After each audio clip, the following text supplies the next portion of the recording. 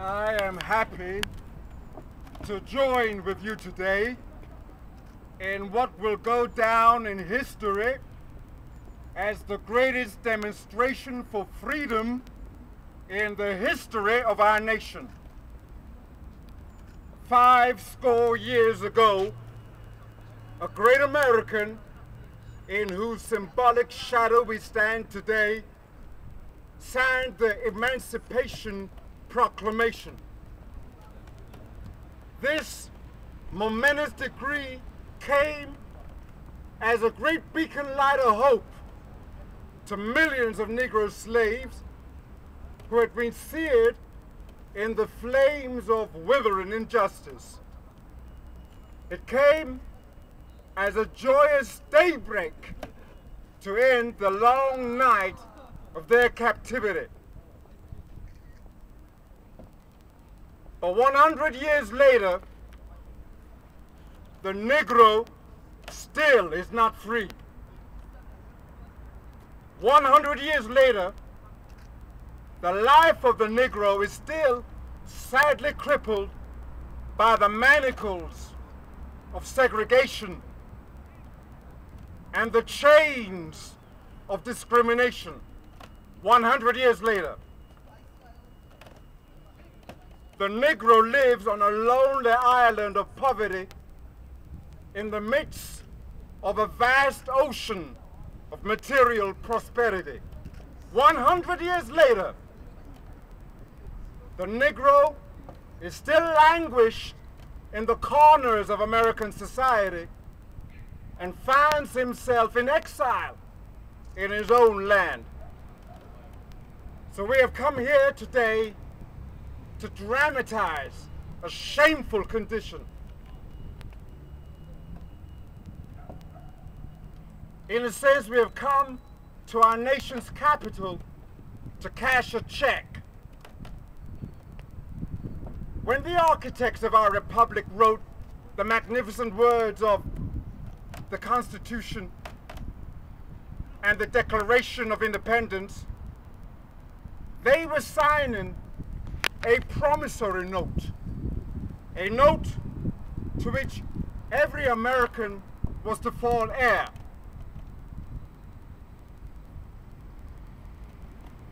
This note was a promise that all men, yes, black men as well as white men, would be guaranteed the unalienable rights of life, liberty, and the pursuit of happiness.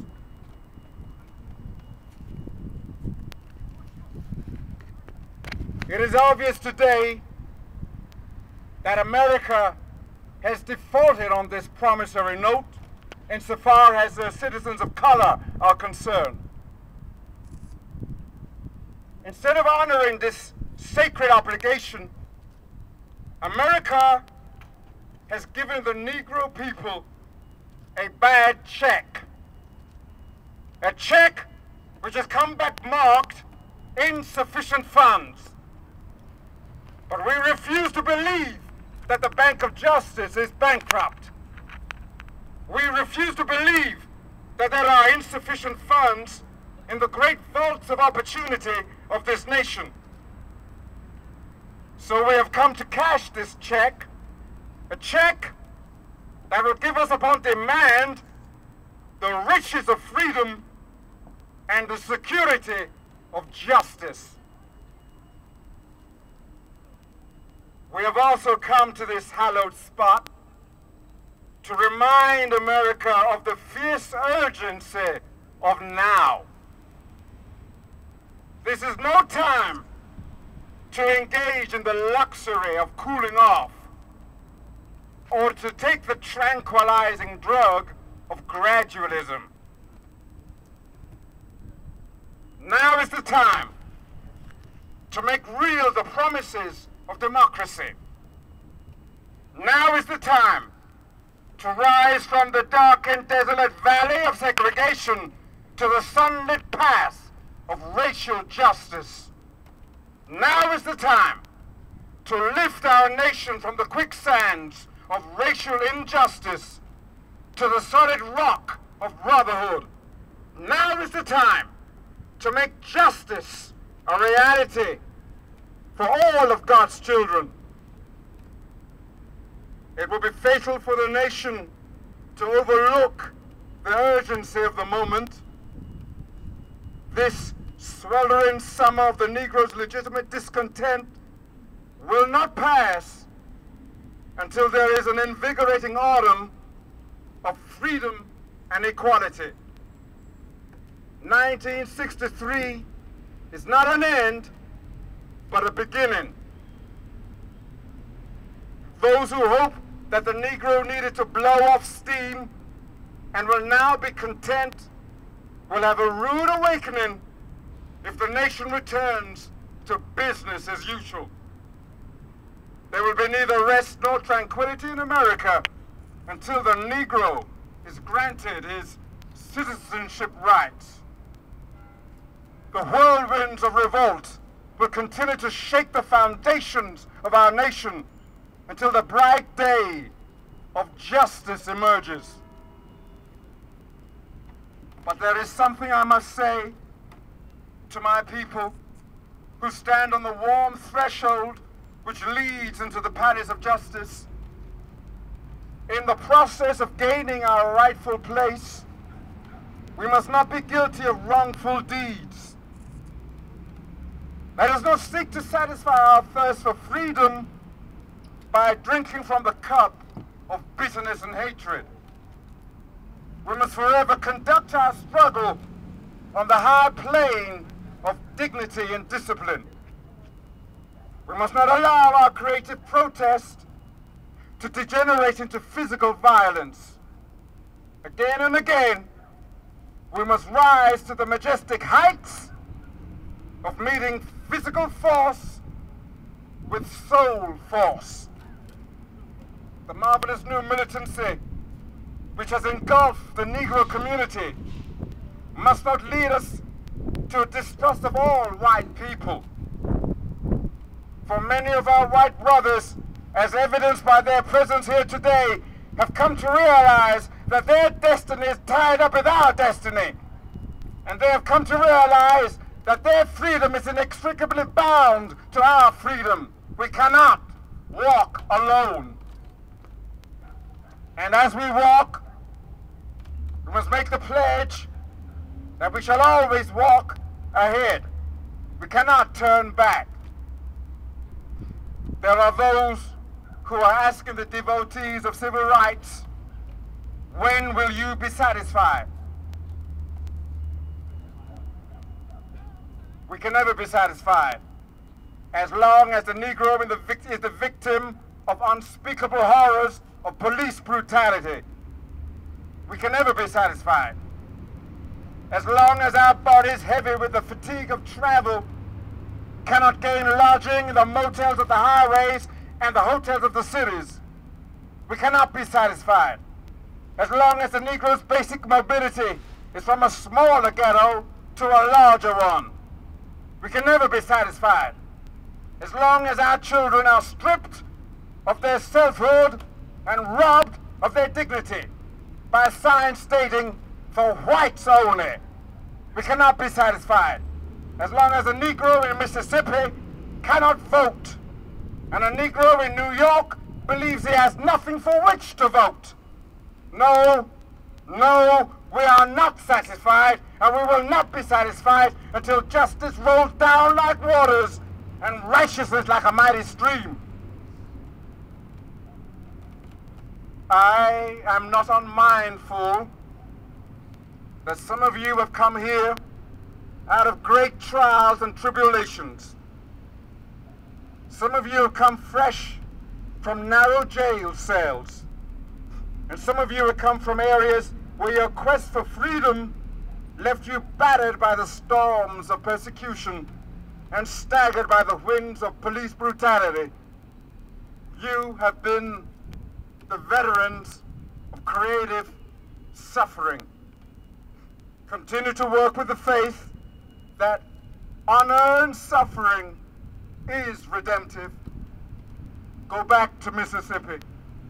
Go back to Alabama. Go back to South Carolina. Go back to Georgia. Go back to Louisiana. Go back to the slums and ghettos of our northern cities, knowing that somehow this situation can and will be changed. Let us not wallow in the valley of despair.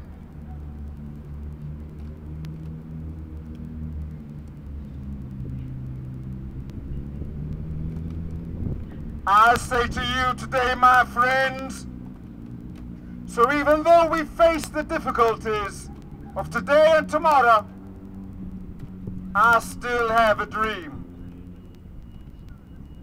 It is a dream deeply rooted in the American dream. I have a dream that one day this nation will rise up, live out the true meaning of its creed. We hold these truths to be self-evident, that all men are created equal. I have a dream that one day on the red hills of Georgia, the sons of former slaves and the sons of former slave owners will be able to sit down together at the table of brotherhood. I have a dream that one day, even the state of Mississippi, a state sweltering with the heat of injustice, sweltering with the heat of oppression, will be transformed into an oasis of freedom and justice. I have a dream that my 4 little children will one day live in a nation where they will not be judged by the color of their skin, but by the content of their character. I have a dream today. I have a dream that one day down in Alabama, with its vicious racists, with its governor having his lips dripping with the words of interposition and nullification, one day right there in Alabama, little black boys and black girls will be able to join hands with little white boys and white girls as sisters and brothers. I have a dream today. I have a dream that one day every valley shall be exalted, every hill and mountain shall be made low, the rough places will be made plain, and the crooked places will be made straight, and the glory of the Lord shall be revealed, and all flesh shall see it together. This is our hope. This is the faith that I go back to the South with. With this faith, we will be able to hew out of the mountain of despair a stone of hope. With this faith, we will be able to transform the jangling discords of our nation into a beautiful symphony of brotherhood. With this faith, we will be able to work together, to pray together, to struggle together, to go to jail together, to stand up for freedom together, knowing that we will be free one day. This will be the day. This will be the day when all of God's children will be able to sing with new meaning. My country, tears of thee, sweet land of liberty, of thee I sing. Land where my fathers died, land of the pilgrim's pride. From every mountainside, let freedom ring. And if America is to be a great nation, this must become true. So let freedom ring from the prodigious hilltops of New Hampshire. Let freedom ring from the mighty mountains of New York.